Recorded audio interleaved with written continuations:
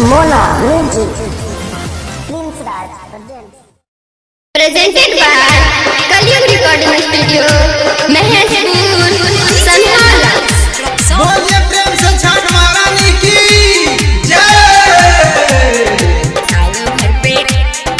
साल भर पे आयल बा दुआरिया, घरे देख देवी छठी माँ।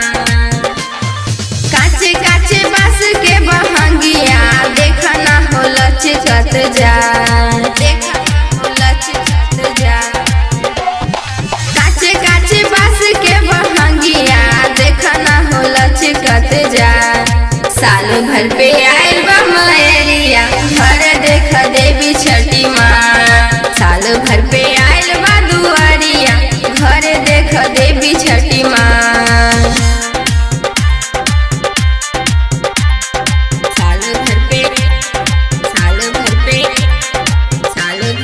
आयल बा दुआरिया, घर देख देवी छठी माँ। बोलिए प्रेम से छठ महारानी की जय। निर्धन के धान माई देलू सबके पूरा, केहू के न सपना रहेला अधूरा। निर्धन के धान माई देलू सबके पूरा, केहू के न सपना रहेला अधूरा। चाची मौसी माई सब बैठ के देखा छठी माई के गीत गा। चाची मौसी माई सब बैठ के देखा छठी माई के गीत गा।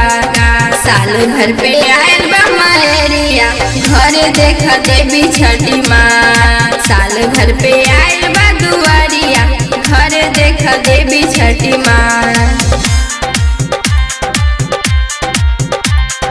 साल भर पे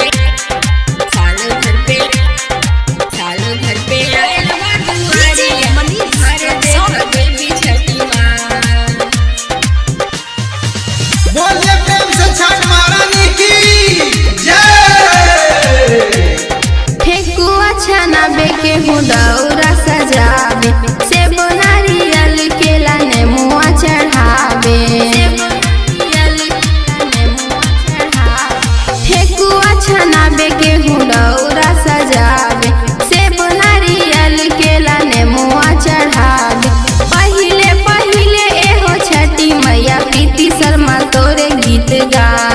पहिले पहिले एहो छठी मैया, प्रीति शर्मा तोरे गीत गा। साल भर पे आयल बा मयरिया, घर देख देवी छठी माँ। साल भर पे आयल बा दुआरिया, घर देख देवी छठी माँ। घर देख। Presented by Kalyug recording studio, Maheshpur.